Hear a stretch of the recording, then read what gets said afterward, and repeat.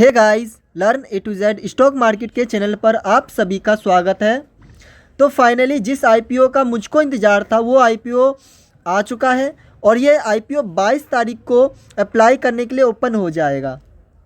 लेकिन ध्यान रहे कि इस आईपीओ के ऊपर जो भी मैं डिटेल्स बताऊंगा, मेरा जो भी इस पे एनालाइज होगा वो सिर्फ मेरा है। मैं चाहता हूं कि जब मैं आपको इसके ऊपर पूरा एनालाइज बताऊं इस कंपनी के आईपीओ के ऊपर, तो आप भी अपने तरफ से खुद से भी रिसर्च करिए और अपने फाइनेंशियल एडवाइज़र से भी बात करना ज़रूर, क्योंकि ये जो आईपीओ के ऊपर जो भी चीज़ मैं रिव्यू दूंगा वो सिर्फ मेरा अनुभव है, मेरा जो इस पर मैंने खुद का जो रिसर्च किया है। ठीक है, तो चलिए चलते हैं उस कंपनी के पहले नाम जान लेते हैं। तो उस कंपनी का नाम है इन्वायरो इंफ्रा इंजीनियर्स। ये वो कंपनी है जिसका आईपीओ आया है और ये आईपीओ 22 तारीख को ओपन हो जाएगा अप्लाई करने के लिए। तो इस वीडियो के अंदर मैं इस कंपनी के आईपीओ पर फुल रिव्यू करूँगा। ठीक है, जिसमें मैं बात करूँगा इस कंपनी के बिजनेस पे, उसके साथ साथ आईपीओ डिटेल्स पर और इसके साथ साथ लास्ट 2 से 3 साल का इसका फाइनेंशियल डेटा पर। ठीक है, जिससे आपको लास्ट में ये डिसीज़न लेने में आसानी होगा कि इस कंपनी के आईपीओ में अप्लाई करे या ना करे, और करे भी तो शॉर्ट टर्म के लिए या लॉन्ग टर्म के लिए करे। ठीक है, ये सारा चीज़ मैं आज इस वीडियो के अंदर आपको बताऊंगा इस कंपनी के ऊपर। तो आइए चलते हैं, पहले हम इस कंपनी के बिजनेस को समझते हैं कि ये कंपनी किस टाइप का बिजनेस करती है। तो हम बात कर रहे हैं इन्वायरो इंफ्रा इंजीनियर्स कंपनी के ऊपर। तो ये जो कंपनी का मेन जो बिज़नेस है वो वाटर सॉल्यूशन प्रोवाइड कराना है। ठीक है, आप देखेंगे कि इंडिया के अंदर जो है करीब करीब 18 से 25% पानी ही पीने लायक है।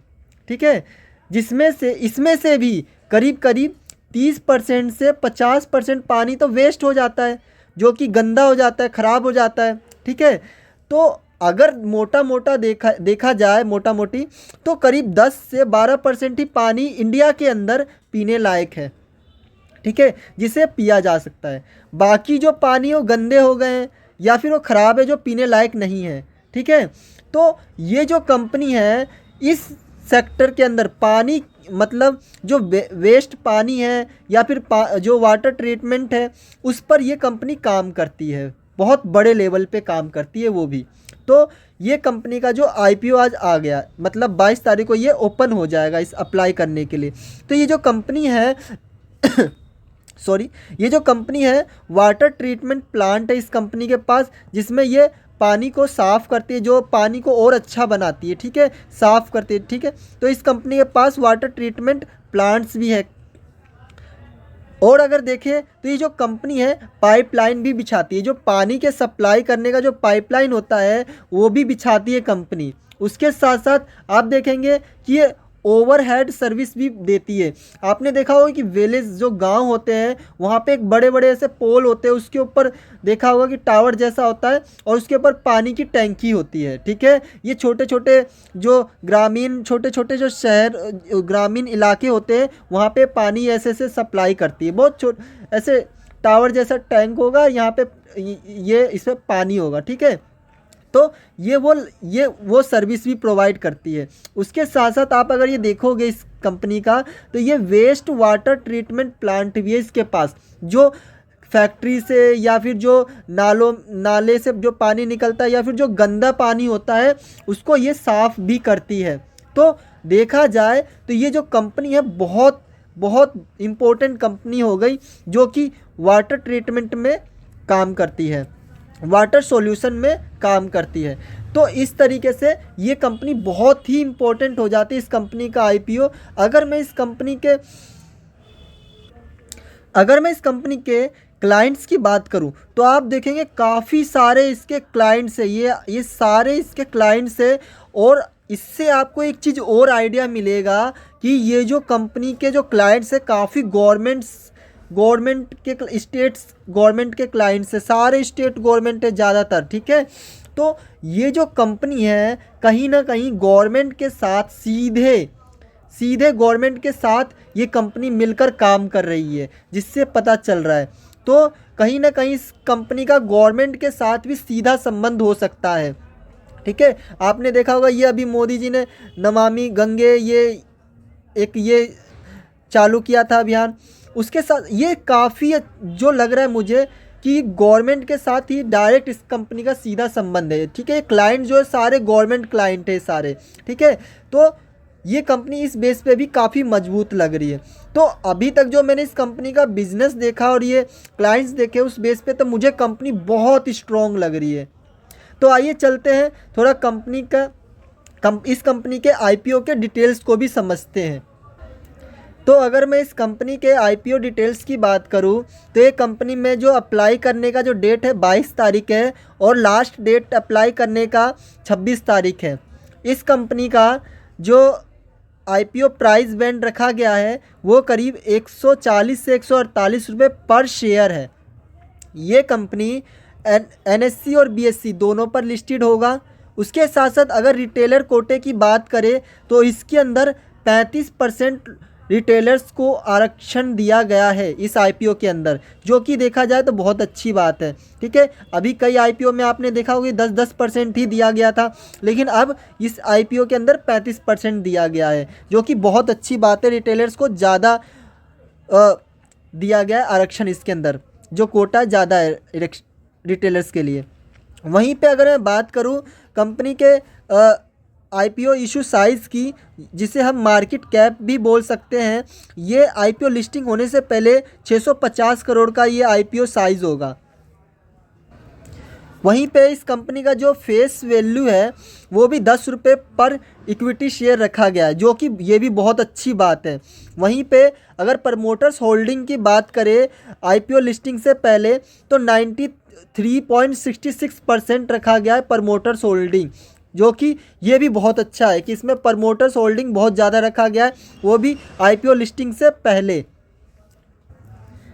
जब 26 तारीख को इस आईपीओ में अप्लाई करने का लास्ट डेट होगा, उसके बाद क्या होगा कि आपके पास 27 या 28 तारीख के आसपास 27 या 28 तारीख को आपके पास एक नोटिफिकेशन आएगा जिसमें अलॉटमेंट का आएगा कि आपको ये कंपनी का आईपीओ अलॉट हुआ या नहीं हुआ।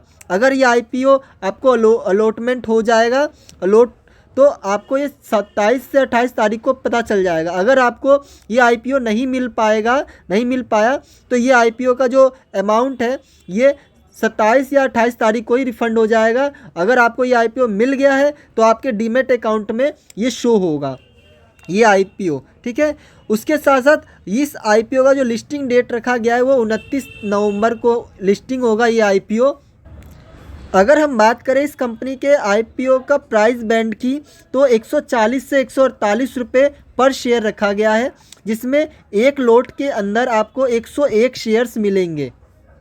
वहीं पे रिटेलर्स को एक लोट से 13 लोट ही मिल पाएगा। ठीक है, और वहीं पे अगर मैं बात करूँ स्मॉल HNI कोटे की तो इसमें मिनिमम जो है 14 लोट अप्लाई किया जा सकता है और इन्वेस्टमेंट अमाउंट 2 लाख से 10 लाख के अंदर होना चाहिए। वहीं पे अगर मैं बिग HNI कोटे की बात करूं तो आपको देखने को मिलेगा कि मिनिमम लोट जो है 67 लोट ही अप्लाई कर सकता है और इन्वेस्टमेंट अमाउंट 10 लाख या 10 लाख से ज़्यादा होना चाहिए।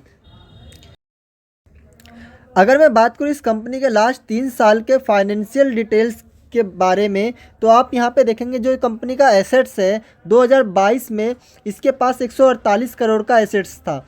वहीं पे 2023 आते आते इस कंपनी का एसेट्स बढ़कर 347 करोड़ का हो गया और 2024 में ये और बढ़कर 761 करोड़ का हो गया। तो इस कंपनी का एसेट्स में लगातार जंप देखने को मिला है लगातार 3 सालों से। अगर मैं कंपनी के रिवेन्यू की बात करूं तो वहां पे भी आप देखेंगे कि 2022 में कंपनी के पास 225 करोड़ का रिवेन्यू था। वहीं पे 2023 आते आते कंपनी का रिवेन्यू बढ़कर 341 करोड़ का हो गया और 2024 आते आते कंपनी का रिवेन्यू और ज़्यादा बढ़कर 738 करोड़ का हो गया। तो यहाँ पे आप देखेंगे एक चीज़ कि 2023 से 24 में जब कंपनी का रिवेन्यू जंप किया है वो करीब 116% के आसपास कंपनी का रिवेन्यू जंप किया है। ठीक है, जो कि काफ़ी अच्छी बात है कि कंपनी का रिवेन्यू इतनी ज़्यादा हर साल कंपनी का रिवेन्यू बढ़ रहा है और तो 23 से 24 आते आते 116% का रिवेन्यू जंप किया है। ठीक है, तो ये काफ़ी अच्छी बात है। अगर मैं बात करूँ कंपनी के प्रॉफिट आफ्टर टैक्स की, तो यहाँ पे आप देखेंगे कि 2022 में जहाँ कंपनी के पास 34 करोड़ के आसपास का प्रॉफिट था, वहीं पे 2023 आते आते कंपनी का लगभग 55 करोड़ के आसपास इसका प्रॉफिट बढ़ गया। ठीक है, और 2024 आते आते यही प्रॉफिट करीब करीब 110% के 110 करोड़ पहुंच गया।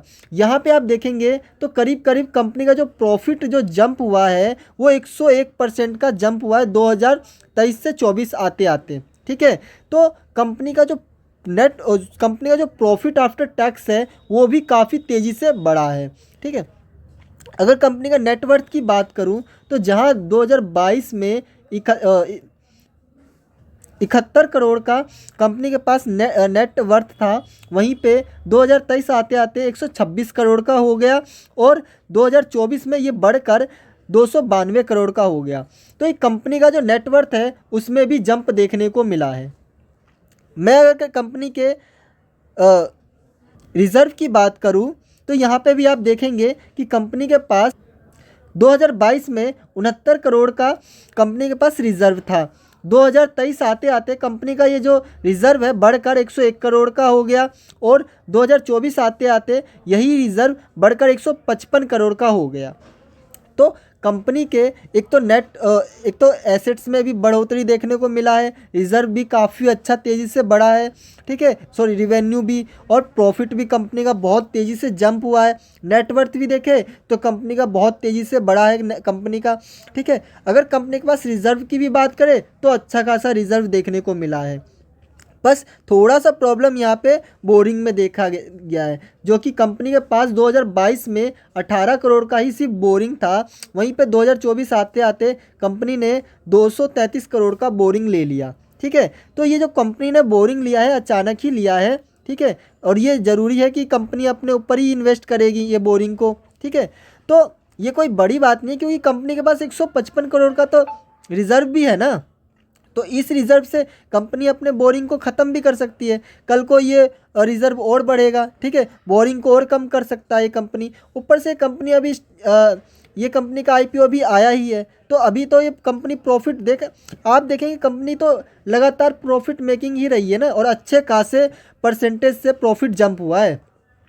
ठीक है, तो कंपनी का अगर फाइनेंशियल डेटा की अगर बात करूँ अगर इसके रिव्यू अगर करूँ तो मुझे कंपनी का जो फाइनेंशियल डेटा है वो काफ़ी स्ट्रॉन्ग लगा है।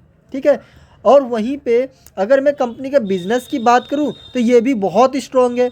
कंपनी एक ऐसे सेगमेंट में काम करती है जो कि एक बहुत इम्पोर्टेंट हमारे लिए ज़रूरी है, वो है वाटर।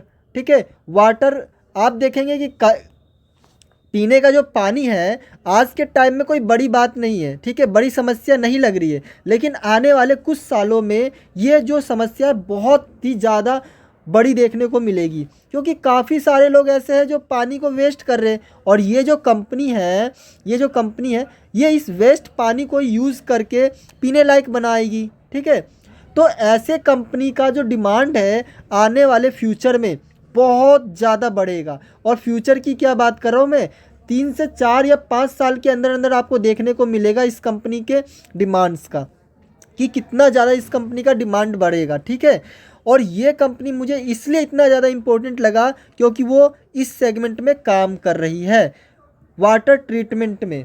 ठीक है, और वाटर आज के टाइम में हमारे लिए एक बहुत इम्पोर्टेंट साधन है। ठीक है, जिसके बिना कोई भी लोग नहीं रह सकता, और ये कंपनी उसको क्लीन करती है, साफ़ वाटर बनाती है, गंदे पानी को साफ़ बनाती है और पीने लायक बनाती है। ठीक है, ये कंपनी, तो इस बेस पे मुझे ये कंपनी बहुत स्ट्रॉन्ग लगा। और अगर मैं बात करूं कि अब ये कंपनी का जब आईपीओ लिस्ट होगा तो हमें कितना परसेंट अंदाज़ा लगभग ये रिटर्न दे सकता है, तो मेरे अकॉर्डिंग ये कंपनी 70% से 100% तक आपको रिटर्न दे सकता है। अगर मैं मोटी बात करूं तो 50% से ऊपर का ही ये रिटर्न देगा ये कंपनी जब आईपीओ लिस्ट होगा। और अगर मैं ये कहूं कि जो लोग इस कंपनी के अंदर लॉन्ग टर्म में रहना चाहते हैं, आने वाले लास्ट 5 साल में इस कंपनी का जो आईपीओ का प्राइस है वो करीब करीब 5 गुना से लेके 10 गुना तक भी हो जाएगा, ठीक है, 10 गुना। इतना स्ट्रॉन्ग मुझे इस कंपनी का बिजनेस लग रहा है, ठीक है।